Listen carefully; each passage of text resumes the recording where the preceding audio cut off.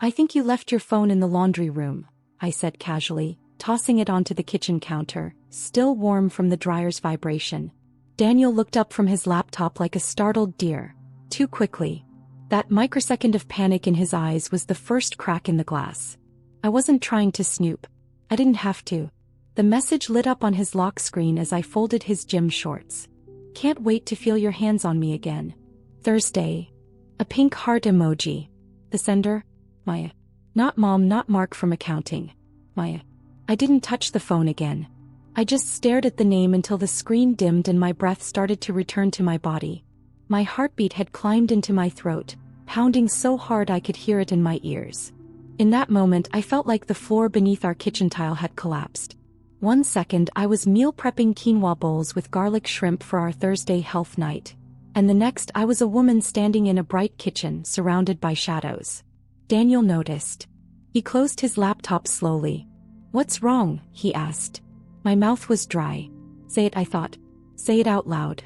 Rip it open like a bandage." But my voice came out quiet. "Who's Maya?" He blinked. Once. Twice. Like a student caught cheating, deciding between confession or defense. "She's just a friend," he said too fast. "From work. From the gym." Pause. "Why is she asking about your hands on her?" Silence. Then the long, slow exhale that told me everything. "My name is Marisol Vega. I'm 35 years old. I live in Albuquerque, New Mexico, and until that moment I believed I was happily married. Daniel and I had been together for 9 years. We had matching bikes. Inside jokes. Favorite sushi orders. We'd hosted game nights and decorated the bathroom together. We kissed in grocery aisles. We were that couple. Or so I thought. What followed was a blur. A dizzying, surreal unraveling of what I believed to be solid. I remember staring at the backsplash tile behind Daniel's head as he admitted it wasn't just a message. That he'd seen her. A few times. That they had connected emotionally. Whatever the hell that was supposed to mean. I didn't scream. I didn't cry. I just sat down on the cool ceramic floor right there next to the fridge and felt myself leave my own body. Daniel kneeled in front of me, his hands trembling, saying things like, "It didn't mean anything. It was a mistake. I didn't know how to tell you. I thought I'd ended it." But I couldn't even focus on his words. All I could see was that message replaying over and over in my mind like a cruel, silent loop. "Can't wait to feel your hands on me again." What did my hands mean to him now? What was I supposed to do with this moment? This sharp, bright memory that had just split our marriage in two. I wish I could say I left immediately. That I stood up with dignity, packed a bag and walked out the front door. But I didn't. I sat there on the floor, letting the cold seep into my bones, while Daniel tried to explain a version of himself that I didn't recognize anymore. I didn't speak again until hours later. I only moved when I heard the hum of the refrigerator door being left open too long. Even then, the words I chose weren't brave or profound. "Do you still love her?" His face twisted. "No. God, no. I love you. I don't know what's wrong with me. I feel like I lost myself this year. It was just attention. Validation. I thought I needed it. But it was nothing. It was a stupid fantasy. A stupid fantasy. That's what he called it. But I knew better. Fantasies don't leave fingerprints on someone else's skin. I don't remember falling asleep that night. I remember standing in the shower until the water turned cold, my hands on the tile, wondering how many lies had been folded into our day-to-day life without me noticing. I remember watching him cry on the other side of the bathroom door, saying he'd do anything to fix it. I wanted to believe him. I wanted to believe us. But all I could think about was Maya. Her hands. Their Thursday plans. In the days that followed, I didn't tell anyone. Not my sister, not my best friend, not even my therapist. I walked through the week like someone walking barefoot over broken glass, trying not to bleed in public. I made one decision and only one. I would try to forgive him. Not for him. Not even for the life we built. But because I needed to know, could a love survive something like this? Was forgiveness strength? Or was it surrender? I didn't know then. But I was about to find out. Forgiveness isn't one decision. It's not a moment. It's 1,000 tiny choices you make every hour, and then remake again the next. I realized that on a Tuesday morning 1 week after I discovered the affair, Daniel was making French toast. My favorite, even cutting the strawberries into hearts the way he used to when we were first dating. And I couldn't eat a bite. Not because I wasn't hungry, but because all I could think about was her. Had he ever made this for Maya? Had she sat at a table like this, in a kitchen like ours, sipping orange juice while pretending this wasn't someone else's life? I pushed the plate away. Daniel looked up like he'd been slapped. Not hungry? He asked, trying to sound light. Not for this, I said. And then silence. He didn't defend himself. Not anymore. That phase had passed. We were now in the uncomfortable middle, the murky gray area of maybe healing, maybe breaking. We had started couples therapy with a woman named Lynette, a sharp, composed woman in her 60s who wore elegant blazers and never raised her voice. Forgiveness, she said during our first session, isn't about forgetting. It's about choosing to walk forward anyway, fully aware of what happened, but refusing to carry the weight forever. I wanted to believe that was possible. Daniel, to his credit, was doing everything right. He deleted Maya's number, quit the gym, switched departments at work. He gave me every password, opened every message in front of me, and agreed to weekly therapy, both joint and solo. He bought a second phone so that I could always reach him no matter what. He came home early, washed dishes without being asked, massaged my shoulders when I cried in the middle of the night for reasons I couldn't explain. But here's the truth no one tells you. When someone breaks your trust, even their kindness can feel like manipulation. I hated that I had to question his love now. I hated that when he touched me, part of me flinched. Not outwardly, not visibly, but inside, like something had snapped and hadn't quite mended right. Every shared moment now felt double-edged. Dinner dates felt forced. Laughter felt like an echo of something that used to be real. One night he asked if I wanted to watch our show, the one we always binged together on Sunday nights. I said no. Not because I didn't want to, but because we didn't exist the same way anymore. That version of us was gone. So I kept trying. Because love doesn't just disappear. It fades, it bruises, it screams, but it doesn't vanish overnight. I clung to the memories that felt pure. The way he used to sing off-key in the car. The time we danced barefoot in the rain on a cancelled camping trip. The way he looked at me when I got the promotion I never thought I'd earn. I saw that version of Daniel in glimpses, in the way he tucked the blanket around me when I fell asleep on the couch, or how he silently took out the trash before I even noticed it was full. And I hated how much I still wanted to believe in us. Then came the first test. Maya sent an email. It came to his inbox late one night while he was in the shower. His laptop chimed, and for reasons I still don't understand I checked it, maybe out of habit. Maybe out of fear. It was short.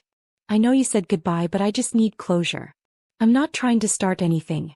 I just want to understand why you stopped talking to me like I never existed. That was it. No emojis. No hearts. Just pain. I stared at the screen, every muscle in my body tight with dread.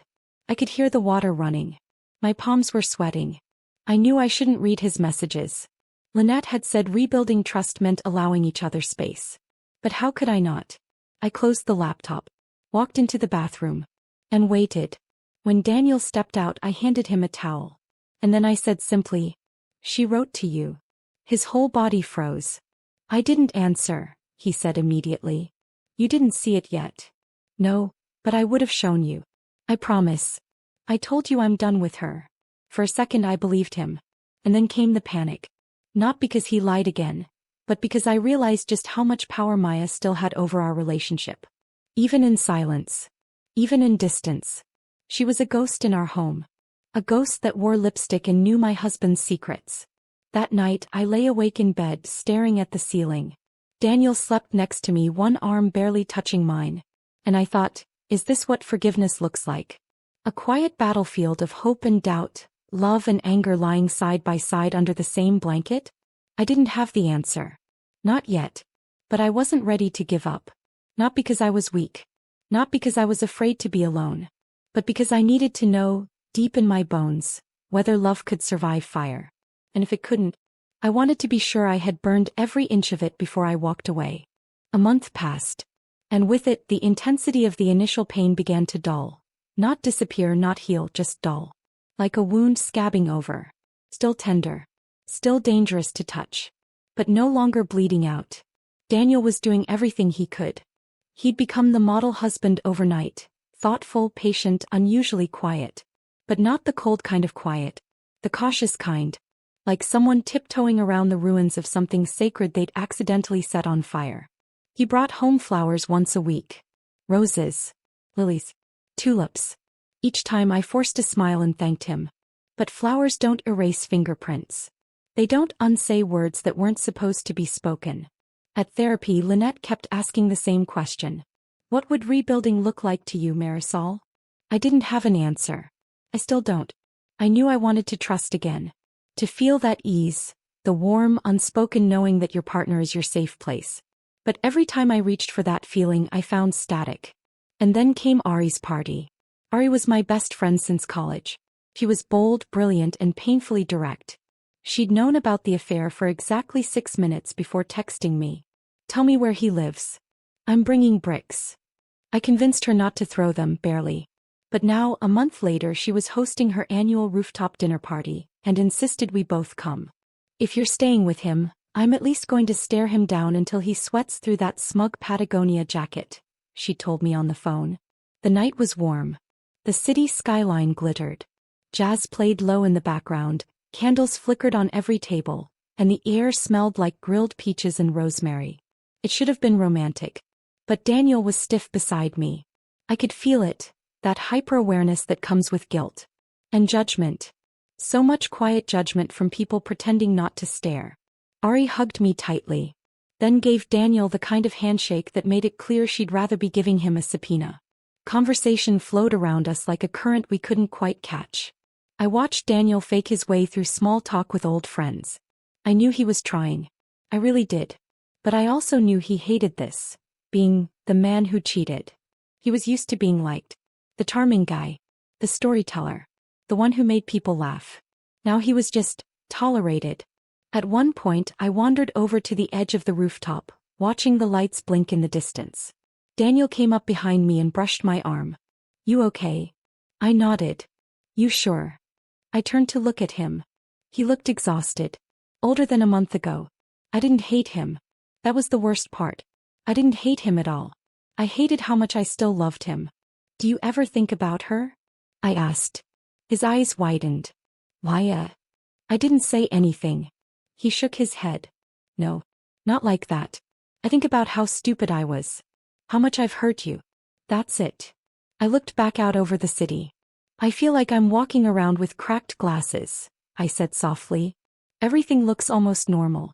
But every now and then the crack catches the light and I remember. Daniel didn't respond. Just wrapped an arm around me and stood in silence. That night after the party, we made love for the first time since the affair. It wasn't passionate. It wasn't movie scene romantic.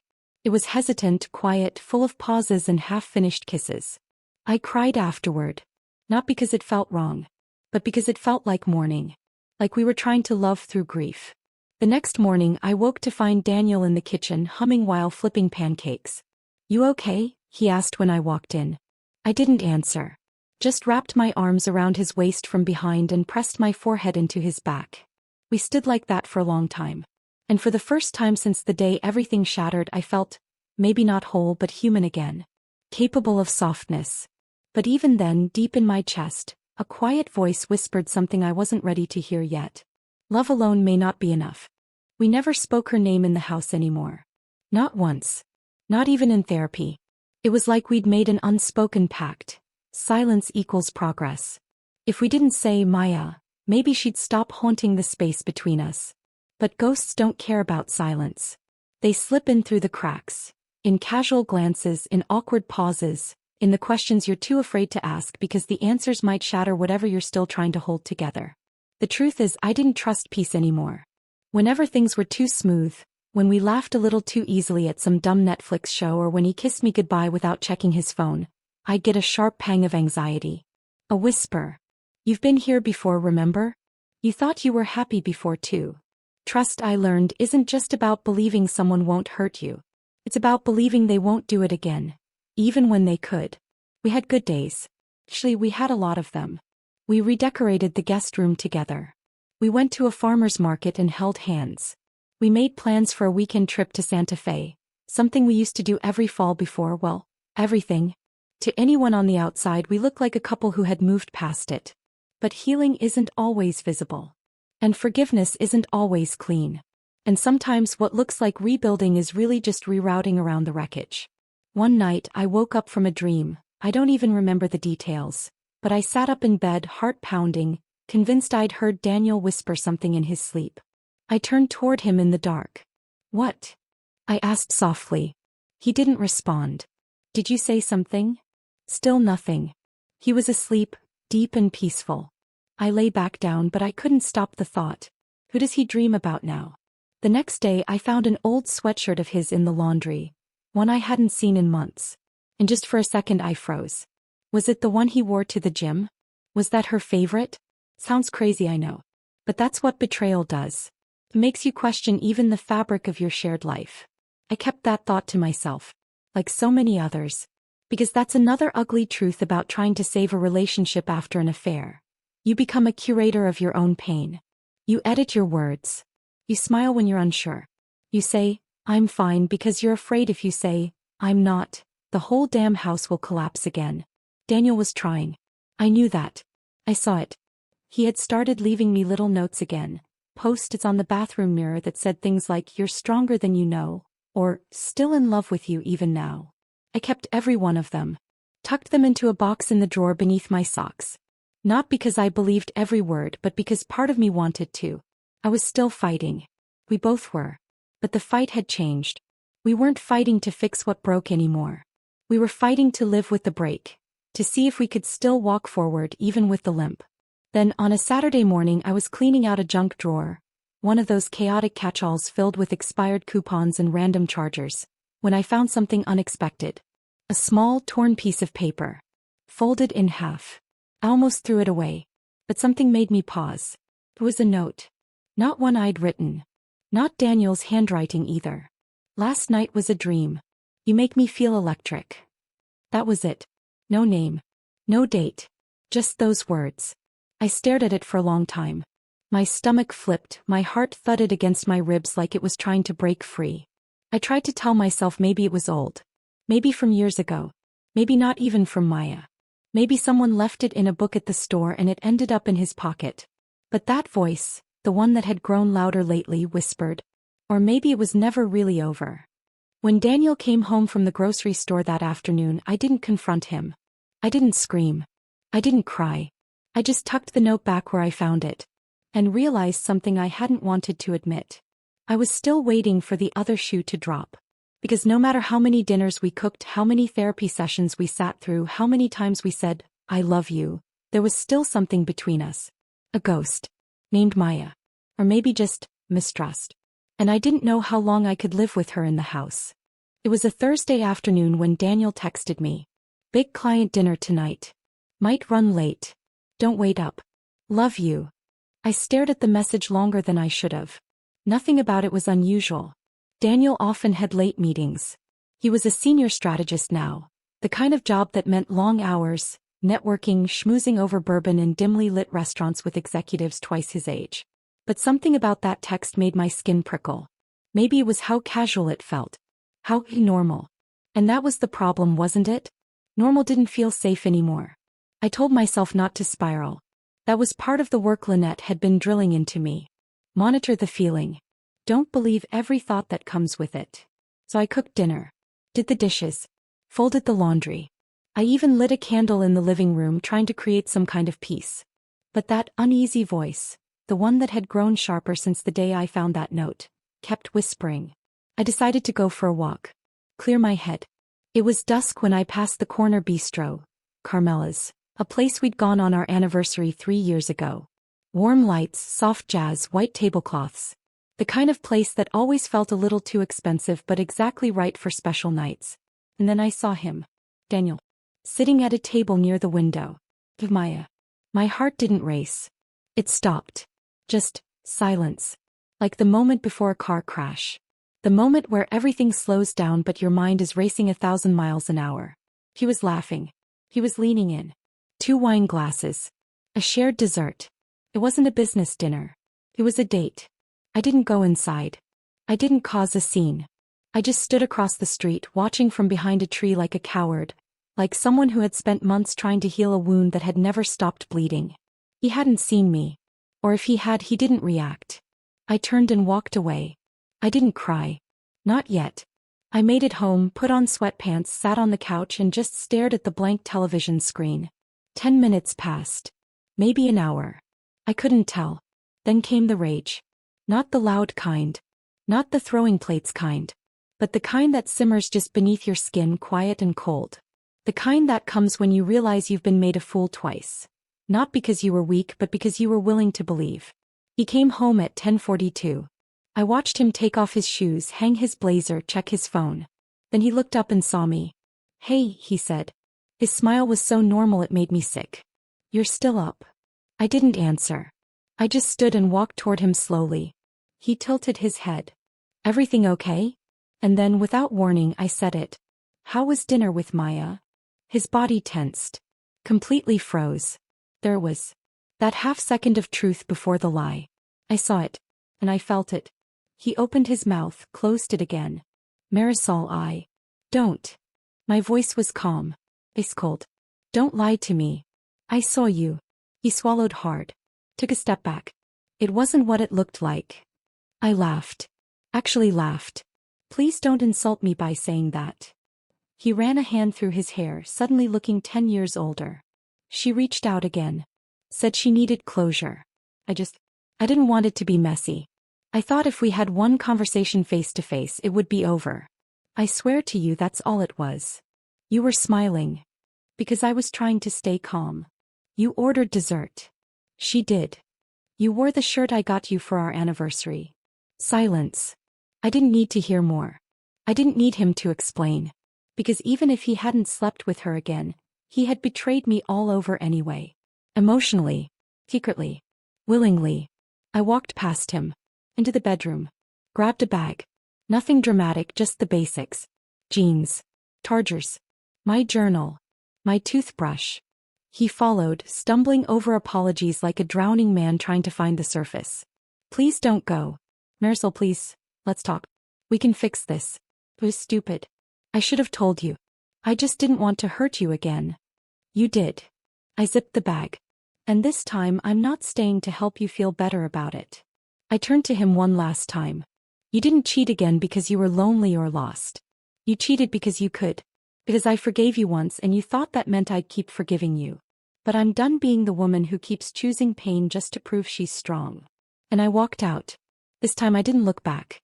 I didn't cry that night. Not in the guest room at Ari's house, where I curled up on her pull-out couch under a blanket that smelled like lavender and laundry detergent.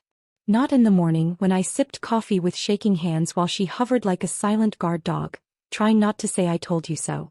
And not the day after that when I walked through his apartment to collect the rest of my things while he sat motionless on the couch, looking like he hadn't slept in days. "I'm sorry," he said again. But I didn't reply. There was nothing left to say. The silence between us had finally become honest. I left the key on the counter. No dramatic goodbye. No speech. No parting words of wisdom. Just a quiet exit, the kind that hurts deeper because it isn't loud. Because it means you've stopped trying to be understood. The next few weeks were strange. Not just sad, not just angry, but empty. It was like waking up after surgery. You're not bleeding anymore, but everything still hurts. Your body doesn't quite belong to you yet. And the life you used to recognize has become unfamiliar. Every time my phone buzzed, I flinched. Every time I passed a couple laughing at a coffee shop, I felt the ghost of what we used to be. I missed him. God, I did. But I also missed me. The version of myself who used to trust freely, who could fall asleep in someone's arms without wondering if they were dreaming of someone else. The grief came in waves. Sometimes I'd be brushing my teeth and suddenly picture the first time Daniel told me he loved me. The way he'd said it like he couldn't hold it in any longer. Other times I'd walk through a grocery store and remember how we used to argue about almond milk versus oat milk like it actually mattered. Those memories hurt more than the betrayal itself. Because they reminded me at one point it was real. But something surprising happened in the stillness. I started sleeping better. My appetite returned. I didn't check anyone's phone but my own. I stopped second-guessing every moment of peace, waiting for it to shatter. And I started dreaming again. Not about Daniel. Not even about love. But about myself. About who I was before I built my world around someone else's promises. I took a weekend trip to Taos. Alone. Stayed in a quiet little inn with creaky floors and hand-stitched quilts. I went hiking. I painted. I wrote. I sat with the parts of myself I'd ignored for years. I even laughed. Real laughter. The kind that rises up from your gut like it's been waiting there the whole time. I wasn't healed, not completely. But I was healing. And that mattered more than anything. Daniel tried reaching out. Once. Then twice. First it was a text. I miss you. I wish I could undo it all. Then a voicemail. You were the best thing in my life, Marisol. I see that now. Too late, I know, but I do. I listened. And then deleted it. Because here's what I realized. The hardest, most liberating truth of all. Some love stories don't end in flames. They end in slow, quiet mourning. And then, rebirth. I forgave Daniel. Not for him. But for me. Because I didn't want to carry his betrayal like a weight chained to my ankle. I didn't want my future to be shaped by someone else's failure to value me. Forgiveness, I learned, isn't saying what you did is okay. It's saying, I refuse to let what you did define how I love myself. One morning I stood in front of my bathroom mirror and looked into my own eyes. For the first time in months I recognized the woman staring back. She wasn't bitter. She wasn't broken. She wasn't someone's second chance. She was whole. Not because someone else made her feel that way, but because she chose to come back to herself. And that's a kind of love that no one can take away. 6 months later. The mornings are quiet now. But not lonely. I wake up to sunlight stretching across my bedroom floor, soft and golden. No alarm clocks blaring, no tension thick in the air. Just peace. And coffee. There's a small plant on my windowsill. A pothose I bought on impulse one afternoon when I passed a local nursery. I named her Cleo. She's still alive, somehow even thriving. I think we're growing together. It's been 6 months since I walked out of that apartment and closed the door on a life I thought I couldn't live without. I don't track Daniel's social media. I don't ask about him through friends. He's a chapter I've read, underlined, cried over, and then closed. Not because the story didn't matter, but because it did. And I outgrew it. I've built something new. I joined a weekend art class. I started going to the gym, not to change my body but to remember how strong it already is. I've taken myself out to dinner, to movies, to long walks on Sunday mornings where I let the silence speak back to me. I've started trusting myself again. And sometimes, in the stillness, I think back to that version of me who stayed after the first betrayal. Who believed in second chances. Who fought for love with everything she had. I don't resent her. She was brave. She loved deeply. She gave someone a chance to rise, and when they didn't, she chose herself. That takes strength. People often talk about forgiveness as a gift we give others. But the biggest gift I ever gave was to me. The day I stopped waiting for someone else to make me whole and decided I already was. So now when I think about love, I don't picture flowers or fireworks. I picture this. A woman sitting on her balcony at sunset, barefoot, wine glass in hand, soft music playing behind her. Not waiting for anyone. Not mourning anyone. Just breathing. Just becoming. And I smile. Because after everything, I came home to myself.